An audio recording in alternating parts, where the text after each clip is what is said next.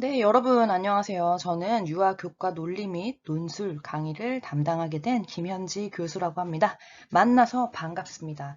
자, 지금 시간이 몇 시냐면요. 네, 정확히 8월 30일 일요일 밤 11시 31분입니다. 네, 조금 있다가 제가 제 소개를 할 텐데 저는 지금, 네, 돌쟁이 아기를 키우고 있어요. 네, 우리 아들이 오늘 일요일이라고 사촌들이 놀러 왔었는데 되게 늦게 잠들었어요. 11시가 다 돼서 잠드는 바람에, 네, 제가 지금 이제서야, 네, 늦게 이렇게 야밤에 강의를 녹음하고 있네요. 그래서 첫 시간이라서 좀 파이팅 넘치게 시작하고 재밌는 얘기들도 좀 많이 들려드리고 싶었는데 약간 어버버할 수 있어요. 밤이다 보니까 저도 오늘 새벽 6시에 일어났거든요. 네, 주부의 삶이란 이렇습니다.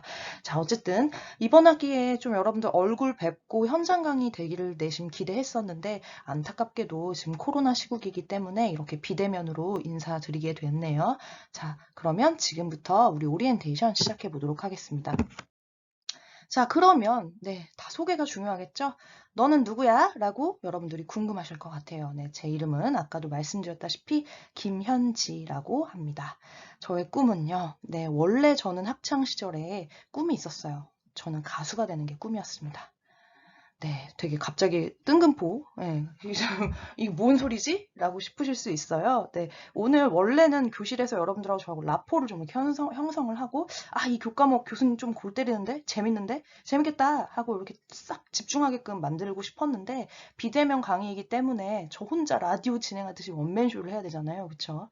그래가지고 제가 그냥 제 나름대로 제 얘기를 좀 들려드릴까 합니다.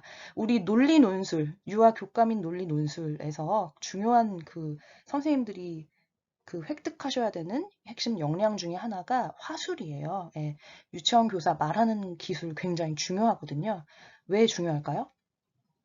네, 아이들하고 이야기 나누기 수업도 끊임없이 해야 하고 아이들의 어떤 여러 가지 발달을 자극하고 촉진시키기 위해서 선생님 스스로가 굉장히 재미난 이야기꾼이 되셔야 되겠죠. 뿐만 아니라 유치원 혹은 어린이집에서 만나는 다양한 우리 사람들, 네, 교직원들, 뭐, 그리고 학부모님들과의 소통에 있어서도 화술은 굉장히 중요하기 때문에 여러분들께서도 혹시 나는 좀 말하기 능력이 좀 부족한 것 같다. 뭐 좀 내가 얘기하면 별로 좀 사람들이 반응이 좀 시큰시큰하다. 그럴 경우에 우리 어떻게 하면 좋은지 우리 한번 한 학기 동안 열심히 논리적인 사고, 그리고 창의적인 사고, 그리고 논리적인 말하기, 논리적인 글쓰기에 대해서 배워보도록 하겠습니다. 자, 제 꿈 얘기하다 갑자기 여기로 넘어와 버렸는데요. 그래서 그런 의미에서 제가 오늘은 좀 재밌는 이야기, 여러분들이 좀 그래도 강의에 좀 집중할 수 있는 이야기들 많이 들려드리려고 준비해봤어요. 저는 원래 학창시절 아주 어릴 때부터 꿈이 가수였어요. 예, 가수였고, 그리고 저 같은 경우에는 고등학교 때 이제 여기 제가 안양 사람이에요. 그래서 동안고등학교 나왔는데 그 아타락시아라는 밴드부 출신입니다. 그리고 당연히 저는 대학도 약간 음악 쪽으로 좀 이렇게 하고 싶었는데 집에서 반대가 너무 심했어요. 예, 그래서 너 공부한 게 아깝지 않냐? 나름 좀 고등학교 때 공부를 좀 이렇게 썩 잘하는 편이었기 때문에 좀 부끄럽긴 한데요. 그리고 또 게다가 좀 운이 좋아가지고 저의 어떤 실력보다 더 좋은 학교에 들어가게 됐어요. 그 학교가 바로 중앙대학교였습니다. 다만 이제 전공 선택에 있어서는 성적을 좀 맞춰서 가고 싶은 사람의 마음이 있잖아요. 그래서 그렇다 보니까 유아교육과에 진학을 하게 됐는데, 유아교육과에 진학을 해서도 저는 끝까지 그 가수의 꿈을 놓지 않고 계속 막 오디션도 보러 다니고, 저 때 당시에는 그때 뭐 슈퍼스타 K가 막 나왔어요. 슈퍼스타 K1 뭐 이런 것도 보러 다녔고, 그리고 용감하게 제 동기 중에 한 명이 이제 연예인 준비한 친구가 있었는데 그 친구랑 막 여기저기 알아보다가 그 친구는 이제 연기 쪽으로 갈 생각이었고 저는 가수 쪽이었다 보니까 YG 엔터테인먼트의 문을 이렇게 두들겼습니다. 오디션을 봤어요. 봤는데 합격을 했어요. 예. 1차, 2차, 3차까지 있었는데 1차는 그냥 데모 테이프 같은 걸로 이렇게 오디션을 받고 그 후에 직접 뭐 라이브 그리고 비디오 테스트 이런 거 해가지고 3차까지 붙었어요. 네, 신기하죠. 저 대학 다닐 때 그때 막 누가 데뷔했냐면 대학교 한 3학년 때였나 빅뱅이 막 이렇게 나왔었어요. 그래서 막빵 이렇게 뜬 그런 시기였었고 근데 이제 저는 제가 오디션을 봤던 건 그 전이었거든요. 그래서 지금 생각해 보면 제가 원 오브 21이 되지 않았을까. 예, 그렇게 생각을 하고는 있습니다. 저만의 착각이죠. 왜 너는 가수가 되지 않았냐? 네. 그렇게 합격을 해서 YG 엔터테인먼트 측에서 뭐라고 했냐면 그 연습생으로 하라고 처음에는 바로 데뷔하는 게 아니라 연습생 시절을 좀 거쳐서 그 중에서 좀 이렇게 유망한 친구들을 뽑아서 이제 데뷔를 시키는 그런 시스템이었는데 저희 부모님이 역시나 또 반대가 굉장히 심하셨습니다. 그래서 많이 이렇게 질풍노도의 그 시기를 겪다가 결과적으로는 그냥 공부하는 학생으로 되기로 마음을 먹었죠. 여기서 마음을 먹은 걸로 끝난 게 아니라 저희 학교는 시스템 자체가 유아교육과가 제가 주 전공이잖아요. 그 부전공, 뭐 복수전공 혹은 전공 심화 이 중에서 택해서 하나를 했었어야 됐어요. 그래야만 졸업이 됐는데 대부분 선택하는 건 이제 전공 심화, 유아교육과 관련 학문을 좀 더 이렇게 열심히 학점 이수를 하는 시스템인데 저 같은 경우는 왠지 좀 다른 걸 해보고 싶은 거예요. 등록금이 아깝잖아요. 그쵸? 그래갖고 복수 전공으로 영문학과에 이제 영문학을 전공하게 되었습니다. 저희 때까지는 운이 좋았던 게 이제 교직 이수 그 사범대 학생이면 다른 그 학문을 이수를 했을 때 교사 자격증이 나왔어요. 그래서 저는 졸업할 때 보육교사 자격증, 유치원 정교사 자격증, 그리고 영어 교사 자격증, 중등 영어 교사 자격증 이렇게 세 가지의 서티피케이트를 가지고 졸업을 하게 되었습니다. 그리고 나서 이제 유아교육과 대학원을 바로 저는 진학을 했어요. 현장 경험 없이. 그래서 석사 과정을 다니면서 용감하게 뭘 했냐? 그래도 내가 교사 자격증 중에 중등 영어 교사 자격증이 있는데 이걸 한번 써먹어봐야 되지 않을까? 라는 생각이 들어서 2010년도에 백신고등학교라는 학교에 그 원서를 넣습니다. 이력서죠. 이력서를 넣고 기간제 교사 제도가 있었어가지고 지금도 있죠. 기간제 교사로 제가 1년 동안 고등학교 교사를 하게 되었습니다. 그때 누굴 만났을까요? 지금은 이 친구가 굉장히 좀 여러분들하고도 나이 차이가 꽤 되고 성인 배우인데 이 학교에서 저는 누구를 만났냐면 처음 유승우. 승우가 그때 당시에 제가 2학년 5반 담임이었는데 승우가 바로 고3이었어요. 아직도 기억나. 3학년 3반에 유승호가 다녔고, 그리고 고2 우리 반에 누가 있었냐면, 아니, 우리 반이 아니지. 우리 반 2학년 5반이었지. 2학년 3반에 누가 있었냐면, 되게 유명하더라. 나는 얘는 진짜 그냥 애기 같은데, 하성운. 그 원어원 있죠? 그 원어원에 하성운이라는 친구가 2학년 3반이었어요. 제가 직접 가르쳤습니다. 그래서 이런 연예인 친구들을 많이 만났는데 이때 당시에 성훈이는 전혀 뭐 연예인 아니었어요. 그냥 착한 학생. 좀 잠을 많이 자는 학생. 그래서 이런 그 친구들하고 같이 고등학교 생활을 했었고 저는 그때 당시에 부가 학생부였어요. 그래갖고 뭐 이제 좀 비행을 저질러서 걸린 친구들 그런 친구들 좀 이렇게 지도하는 그런 역할을 했었습니다. 그렇게 1년 동안 이제 석사 과정 다니면서 그리고 고등학교에서 교사 과정 하면서 이제 생활을 하다가 유아교육과를 해보니까 저는 굉장히 실리적으로 접근을 했어요. 저의 적성은 사실은 여러분들을 제가 가르치고 있잖아요. 그쵸?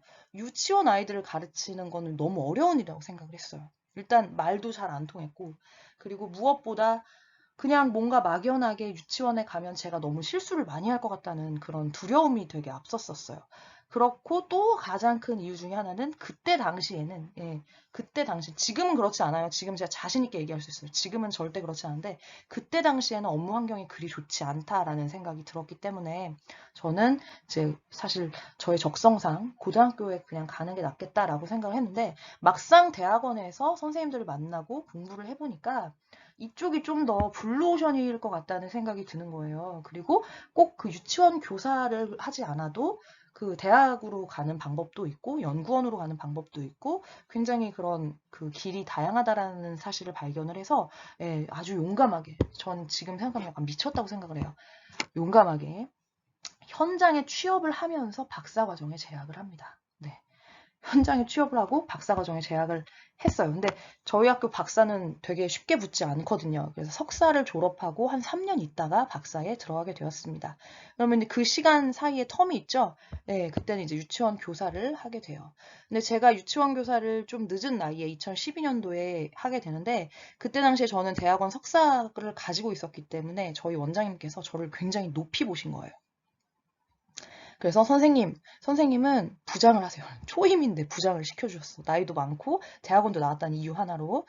그래서 그때 당시에 만 3세 반, 5살 반이죠. 만 3세 반에 담임이 되었는데 굉장히 좀 그 학급에 좀 재원생들 중에서 좀 특별한 아이들, 얘네 동생 대박일 것 같다. 뭐 학부모님이 굉장히 좀 특별한 요구를 많이 하신다.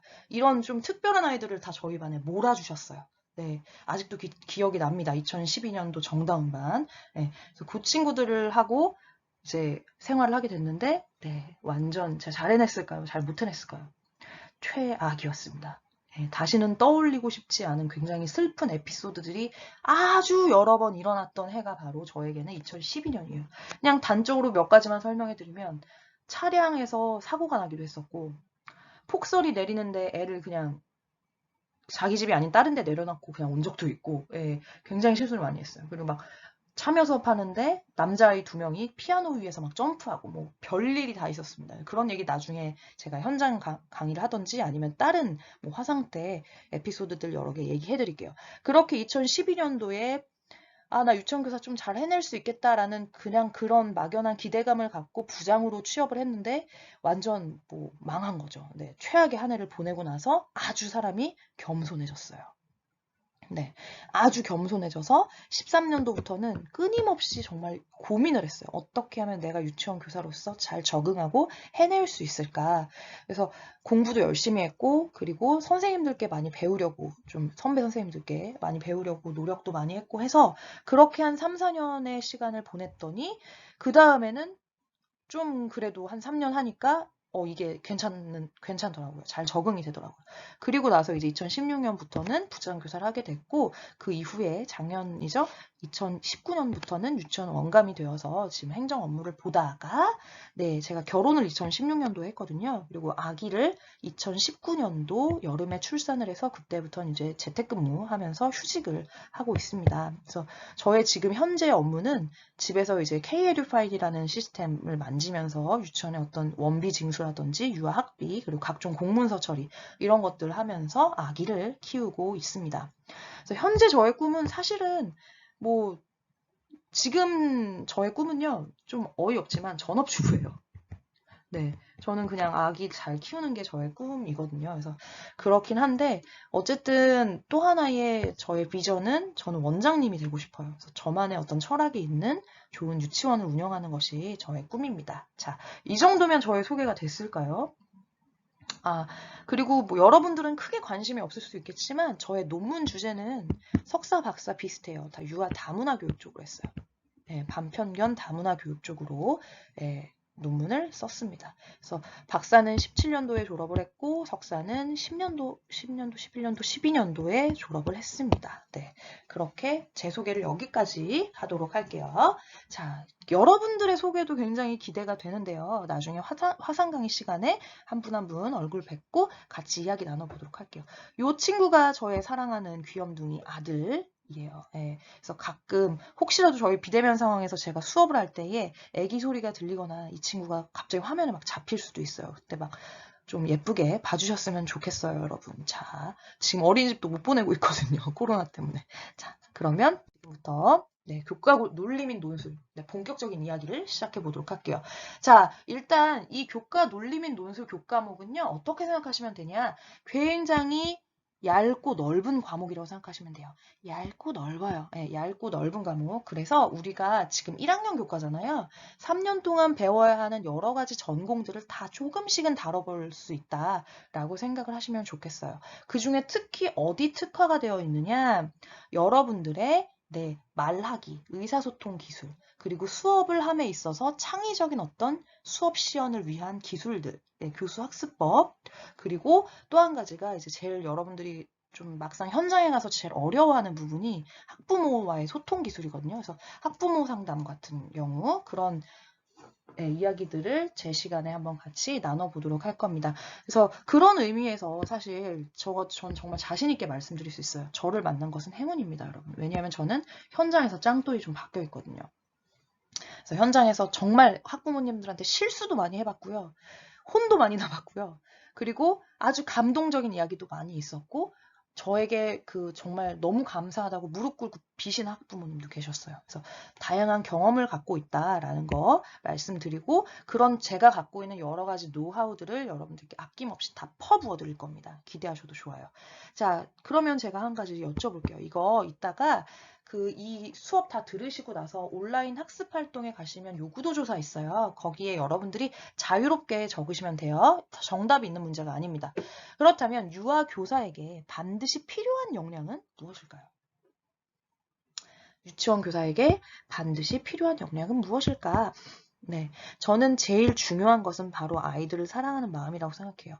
이 아이들을 사랑하는 마음이 정말 있다면 절대로 아동학대 같은 일은 일어나지 않습니다. 네. 굉장히 흉흉한 세상이죠, 여러분. 학부모와 교사가 서로를 믿지 못하고 아이들도 참 좀 다양한, 네, 굉장히 다양성이 풍부한 그런 아이들이 많아요, 현장에. 그럴 경우에 또 업무 스트레스는 많은 상황에서 학대냐 학대가 아니냐 이런 논란이 될 수 있을 법한 그런 행동들을 많이 하는 선생님들이 계시거든요. 그런데 아이들을 사랑하는 마음이 있다면 절대로 아동학대는 일어나지 않습니다. 그렇기 때문에 유치원 교사에게 가장 반드시 필요한 역량 중에 하나는 가장 베이스가 되는 것은 바로 아이들을 사랑하는 마음이라고 생각합니다. 그럼 그 위에 아이들을 사랑하는 마음이 있다는 전제하에 어떤 역량들이 또 필요할까요? 네, 첫째는 소통 능력이에요. 이 소통 능력, 의사소통 능력, 말하는 능력, 그리고 듣는 경청하는 능력은요, 반드시 논리적 사고와 창의적 사고가 필요합니다. 자, 그 다음에 필요한 역량, 업무 관련 능력이겠죠. 당연히 교사는 수업을 잘해야겠죠. 그리고 정리정돈, 교실이 깨끗하고 위생적인 환경을 제공해 줄 수 있어야 할 것이고요. 그리고 학부모 상담하는 능력, 그리고 어떤 특정한 문제 상황에 닥쳤을 때 그 문제를 해결할 수 있는 기술 등을 선생님들은 반드시 지니고 계셔야만 합니다. 자, 여기까지는 필수 요소고요. 필수 요소. 여기에 플러스 알파로 가지고 계셔야 되는 게 바로 전공 지식입니다.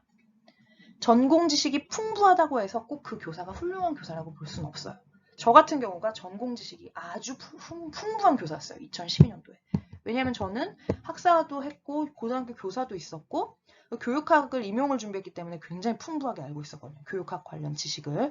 그리고 또 하나가 대학원을 다니고 있었기 때문에 아주 트렌디한 그런 논문들도 많이 읽어서 전공 지식은 뭐 누구보다 최고였어요. 게다가 저는 이제 공부하는 것 자체를 좀 즐기는 스타일이었기 때문에 저의 교사 책상에는 항상 뭐 놀이지도 책이라든지 유아 교과 교육론 책이라든지 뭐 각종 지도서들, 뭐 학부모 상담에 관련된 책들, 뭐 오은영 박사님 책들 등등 그런 여러 전공 서적들이 항상 있었고 그걸 또 잘 활용하는 사람이었어요. 그럼에도 불구하고 저는 2012년도에 아주 힘들었죠. 교사 생활 잘 못했거든요. 그렇기 때문에 전공 지식이 필요하지만 이것이 아주 필수적이고 이게 있다고 해서 다 좋은 교사가 된다는 건 아니라는 거예요. 반드시 이 여러 가지 능력들과 함께 가지고 있어야 하는 플러스 알파의 그 기술이다. 그럼 전공 지식은 언제 도움이 되냐? 총알이라고 생각하시면 돼요. 내가 어떻게 하면 수업을 더 잘 할 수 있을까? 내가 어떻게 하면 학부모들에게 더 잘 소통할 수 있을까? 내가 어떻게 하면 우리 학급에 이런 아이가 문제 행동을 보이는데 이 문제 행동을 잘 중재할 수 있을까? 이런 여러 가지 학급에서 만나는 다양한 상황들에 적용하는 데에 여러분들의 어떤 훌륭한 무기가 될 수 있는 게 전공 지식이라고 보면 되겠습니다. 자, 그리고 중요한 거 저는 선생님들은 특히 외모와 태도가 중요하다고 생각해요. 여기서 외모는 막 김태희, 김희선처럼 예쁜 외모를 의미하는 것이 절대로 아닙니다. 그런 외모가 아니라 옷차림이라든지 이 선생님은 굉장히 신뢰를 주는 사람이다. 풍기는 인상이라든지 미소라든지 말투라든지 이런 것들 있죠. 그래서 그런 어떤 겉모습 그리고 태도입니다. 경력이 낮은 그 교사라면 수용하는 태도, 학부모의 이야기를 잘 경청하는 사람, 그리고 경력이 좀 높은 교사라면 후배 교사들을 잘 챙기는 어떤 그런 태도, 그리고 윗사람들에겐 예의 바른 태도, 이런 것들이 총체적으로 다 만나야 여러분들의 교사 생활이 굉장히 행복해질 거예요. 그래서 그런 얘기들 우리 수업 시간에 열심히 나눠보도록 합시다. 자, 교과 논리 및 논술 교과목의 특장점. 제가 아까 전에 말씀드린 그 모든 역량들을 다 다뤄보는 과목이에요. 네. 그리고 또 하나, 취업하는 데 도움이 되는 뭐 이력서 쓰기라든지, 막상 현장에 가서 여러분들이 제일 헤맬 수 있는 가정통신 작성법이라든지, 이런 굉장히 실질적인 그런 것들에 대해서 저희가 다뤄볼 거예요. 그런데, 한 가지 여러분들이 제일 싫어하는, 모의 수업 필수 교과목으로 교육부에서 딱 지정을 해버렸어요. 그렇기 때문에 우리가 사실은 1학년이 모의 수업하는 건 좀 어폐가 있어요. 여러분들 아는 게 뭐가 있다고, 그쵸? 그래가지고 모의 수업에 대한 그 기대치가 저는 그렇게 높지는 않아요. 그래서 요거는요, 일단은 지금 비대면 상황이기 때문에 추후의 상황을 봐서, 이건 어차피 제가 기말 과제로 지금 생각을 하고 있기 때문에 그거는 조금 추후에 논의를 하도록 하겠습니다. 자, 그렇다면 이제부터는요, 강의 계획서를 네, 지금 보면서 잘 말씀드리도록 들리셨으면 할게요. 좋겠는데, 요거는 화면 녹화 기능이기 때문에 아까 그 슬라이드쇼 녹화랑은 약간 달라요. 지금부터 제가 강의 계획서를 보면서 설명을 좀 드리도록 할게요. 잠시만요. 강의 계획서를 켜놨었는데, 네, 여기 있네요. 자, 보이시나요? 네, 유아교과 논리 및 논술. 자, 제가 요거를요, 공지사항에다가 첨부 파일을 같이 삽입해 놓았으니까, 요거 출력하시거나 혹은 뭐, 폰으로는 보이는지 잘 모르겠어요. 다운로드 받으셔가지고 보시면 되겠습니다. 자, 먼저 코र्스 디스크립션 볼게요. 유아교과 논리 및 논술은 유아교사의 교육 활동, 교사 관계, 학부모 상담, 행사 등 모든 유아교육 현장에서 생활할 때 논리적인 사고를 하는데 도움을 주고 나아가 학급의 담임으로써 영유아기 창의성 발달의 중요성을 알고 아이들의 논리력과 창의성을 신장시킬 수 있는 다양한 교육 제공자로서의 기초 소양을 기르게 되는 교과목입니다. 본 수업을 통해 유아교육 학생들은 다음과 같은 목표를 성취해야 해요. 1번, 2번, 3번, 4번. 네, 눈으로 한번 읽어보시고요. 본 수업은 2학점짜리 교과 필수 과목으로 이론 및 학습활동 형태로 다음과 같은 방식으로 수업이 진행됩니다. 1부는 출석하고 오프닝 퀴즈고요. 현장 사례 이야기 제가 들려드릴 거 있으면 수업 내용과 관련해서 이야기 들려드릴 거고 2부는 저의 이론 강의와 그리고 여러분들의 참여입니다. 아마도 비대면 3주차부터는 화상 강의가 실시가 될 텐데요. 3주차 화상 강의부터는 제가 수업을 이렇게 하면 그 후에 선생님들이 우리 교재의 워크북이 굉장히 잘 돼 있어요. 그래서 그것들을 참여를 하시고 발표를 하시는 그런 형태로 진행하도록 하겠습니다. 제 주교재를 처음에 교과 그 강의객서 입력할 때에 2019 개정판이 있는 줄 알고 19라고 적어놨는데 네, 18년도 책입니다. 한유미 선생님께서 쓰신 예비 유아교사를 위한 창의적 논리 논술 요 교재 꼭 필요합니다. 교재 말고는 전혀 필요한 것이 없어요. 그리고 교환도 제가 저작권 때문에 하나도 제공해드리지 않습니다. 화상 강의 시간에 책을 보면서 수업을 할 것이기 때문에 교재에 필기하실 준비하시고요. 교재를 반드시 준비해 주시기 바랍니다. 자, 출석 20점 지각이 굉장히 엄격할 예정이기 때문에 화상 강의 링크 미리 잘 받으셔가지고 네, 그때그때 잘 참석해 주시기 바라고요. 두 번째는 모의 수업 과제라고 되어 있는데 요거는 이제 추후에 제가 공지를 해드릴게요. 아직은 아웃라인만 잡아놓은 상태이고 또 중간에 우리나라가 코로나 대처를 잘 해서 학교에서 만날 수도 있기 때문에 요 부분은 밑에 제가 좀 아웃라인 잡아놓긴 했는데 변동될 수도 있다는 점 기억해 두시고 이 모의 수업과 관련된 질문은 하지 마세요. 네, 아직은 확정된 게 아무것도 없기 때문에 자, 중간 과제까지는 제가 기록을 해놨습니다. 중간 과제 20점, 논리적인 말하기 이 과제예요. 요거는 당장 3주차부터 실시할 것이기 때문에 오늘 여러분들이 하셔야 되는 게 조편성인데 그거 조금 이따가 또 말씀드릴게요. 그리고 기말고사 시험을 볼 예정입니다. 그래서 모의 수업 과제 20점, 중간 과제 20점, 기말고사 30점, 그리고 화상 강의 시의 태도 및 퀴즈 학습 참여도 10점 해서 총 100점으로 편성을 하게 되었습니다. 자, 논리적 말하기 되게 궁금하시죠? 3주차부터 이제 벌써 실시해야 되니까 너무 부담은 갖지 마세요. 10분 정도 할애를 하시게 될 거고요. 개인별 과제입니다. 자, 비대면 상황이기 때문에 모든 과제는 다 개인 과제로 실시가 됩니다. 자, 3주차, 4주차만 주제가 좀 달라요. 어떻게 다르냐? 교재에 없는 거에 대한 주제입니다. 대신 더 쉬우실 수도 있어요. 그래서 여러분들이 그 과대가 있는지는 잘 모르겠는데 협의를 좀 단톡방에서 잘 하셔가지고 순서를 좀 잘 정해주셨으면 좋겠어요. 그래서 대표가 저에게 그 순서표만 하나 메일이나 뭐 카톡으로 보내주시면 됩니다. 3주차, 4주차에는 본인이 교사가 되었을 때 아이들에게 들려주고 싶은 그림책을 한 권 선정해서 간단히 줄거리를 소개하고 선정하게 된 이유, 뭐 교육적 효과가 될 수도 있고 사파가 예쁘다일 수도 있고 뭐 어떤 뭐가 좋을까요? 뭐 아이들과 의사소통하기가 좋다 등등 여러 가지 측면을 고려했을 때 왜 이 그림책이 좋은지에 대해서 그 이유를 논리적으로 발표를 해주시면 돼요. 네, 한 10분 정도. 자, 3, 4주차에는 그래요. 왜 그럴까요? 네, 배운 게 없으니까. 이 교과에 대해서 배운 게 없기 때문에 일단은 자유롭게 그렇게 그림책을 한 권 선정해서 말하기 발표를 해주시면 되고요. 5주차, 6주차에는 교재에 나와 있는 창의적 사고 기법 중에 하나를 선택하여 네, 3주차의 강의 내용이 창의적 사고 기법일 거예요. 그래서 그 창의적 사고 기법 중에 하나를 선택하여 현장 활용 방안, 그리고 왜 나는 이것을 현장에서 활용할 것인지에 대해서 선정 이유에 대해 논리적으로 발표를 해주시면 좋겠습니다. 뭐 간략하게 말씀드리면 연상법, 뭐 스캠퍼, PMI, 뭐 연꽃 기법 등 여러 가지 어떤 창의적 사고 기법들이 나와 있거든요. 그 중에 하나를 선택하셔가지고 발표를 해주시면 되겠습니다. 5주차, 6주차에 발표하신 선생님들에게 해당되는 내용입니다. 자, 7주차 이후에는요. 이제 우리가 아마도 논리적 말하기, 논리적 기법, 뭐 오류 이런 거 다 배웠을 거예요. 7주차 이후에는.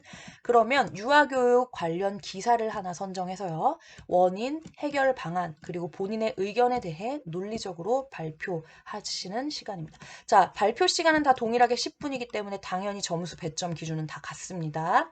그래서 오늘 여러분들이 반별로 하셔야 되는 일이 발표 순서를 정하시는 일이에요. 그래서 학급당 지금 보니까 A, B반 같은 경우는 30명 정도시고 나머지 C반부터 2반까지는 25명 내외신 걸로 알아요. 그래서 조가 아니죠. 네, 발표 순서를 선정을 하셔서 그 결과를 저에게 네, 반대표나 뭐 누군가가 네, 그 카톡이나 이런 걸로 주시면 되겠습니다.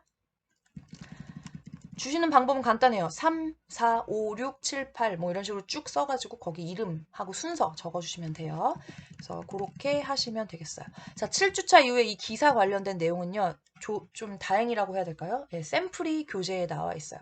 교재 89페이지 참고하셔가지고 발표를 하시면 되겠습니다. 자, 모의 수업 관련 내용은요. 일단은 비대면 수업 상황이라고 생각을 하고 제가 이 계획서를 작성을 했는데 아까도 말씀드렸다시피 아직 확정이 아니기 때문에 추후에 제가 다시 재공지하도록 하겠습니다. 넘어갈게요. 자, 학습 참여도 태도 점수 10점은 뭐냐? 본 교재에 굉장히 재미있는 학습 활동이 많습니다. 교재를 반드시 준비해 주시고 해당 수업 시간에 학습 활동에 꼭 참여해 주세요. 랜덤으로 발표를 제가 시키도록 하겠습니다. 아마도 번호 순이 될 확률이 높아요. 힌트 드리는 거예요. 자, 그래서 오늘은요. 강의 소개 및 강의 계획서 심층 분석, 질의응답 인데 우리가 지금 질의응답을 할 수가 없죠. 그래서 제가 온라인 학습 활동에다가 네, 질의응답을 할 수 있게끔 그렇게 해놨어요. 그래서 그거 보시고 답변 주시면 되겠습니다. 그래서 1주차와 2주차는요. 제가 녹화 강의로 진행할 예정이에요. 지금 여기 화상 강의 줌 미팅 활용이라고 했는데 줌 미팅 할 경우에는 제가 강의를 했다는 증빙이 그 어떤 것도 남지 않아서 일단은 녹화 강의로 1, 2주차에는 하도록 하겠습니다. 그리고 지금 연성대 측에서 네, 화상 강의 시스템을 지금 마련을 하고 있어요. 그래서 그게 웹엑스라는 툴인데 그것과 관련해서는 제가 2주차쯤에 다시 공지를 해드리도록 하겠습니다. 아시겠죠? 그래서 아까 위에서 말했던 개인 과제, 중간 과제 뭐냐면요. 3주차에는 그림책 소개하기, 4주차, 5주차, 그리고 창의성 개발. 이거를 제가 위에다가 3, 4주차라고 해놨죠? 네, 3주차만 할게요. 그리고 4주차. 네, 혼란을 드려서 죄송합니다. 강의 계획서도 아마 수정이 안 돼 있을 거예요. 근데 중요한 게 이 주차별 강의 계획서를 보시고 하세요. 네, 이게 진짜입니다. 이게 진짜예요. 이게 아시겠죠? 요게 진짜입니다. 요게 자, 그래서 총 10주차까지 우리가 하게 돼 있어요. 요게 진짜이기 때문에 요거 보시고 하시면 돼요. 질문하지 마세요. 이것과 관련해서. 네, 지금 말씀드리죠. 이 개인 과제는 주차별 강의 계획서가 진짜입니다. 네, 요거는 좀 미리 제가 만들어 놨던 것이기 때문에 요거는 좀 수정을 할게요. 4, 5주차였죠, 아까. 6, 7, 8, 9. 6주차 이후가 되겠네요. 네. 6주차 이후에는 기사로 하는 걸로 하겠습니다. 맞죠? 네. 창의성 개발 기법 3, 4명 발표하시고 2주에 걸쳐서 6주차 이후부터는 유아교육 관련 기사, 뭐 사건, 사고, 네, 현안, 쟁점 이런 것들 관련 리뷰 주시면 되고 또 프로그램 같은 거 리뷰하셔도 돼요. 네, 뭐 우은영 박사 나오는 우리 아이가 달라졌어요. 뭐 요새 금족 같은 내 새끼라든지 뭐 슈퍼맨이 돌아왔다라든지 어떤 그 특정한 뭐 동영상 장면을 보여주셔도 되고 어떤 그걸 구두로 설명해 주셔도 돼요. 윌리엄하고 벤틀리가 제가 오늘 본 방송이에요. 뭐 좀비 형사였나? 뭐 그 드라마 촬영장에 샘 해밍턴이 배우가 돼가지고 갔는데 그 최진혁이 좀비 분장을 한 걸 보고 그 두 아이가 너무나 놀랐다. 이것에 대해서 저는 좀 학대라고 생각한다. 아이들이 보는 입장에서 그 최진혁이 좀비 분장한 것은 너무나 좀 극강의 공포감을 심어줄 수 있지 않았나 이런 리뷰 하시면 돼요. 네. 이해되시죠? 자신의 주장 그리고 그 주장을 뒷받침하는 합리적인 근거 제시 이렇게 논리적인 말하기 참여해 주시면 좋겠습니다. 자, 11주차부터는 뭐 자기소개서, 임용 논술 작성, 상장 문구 이렇게 나와 있는데요. 다 교재 그대로 나갈 거예요.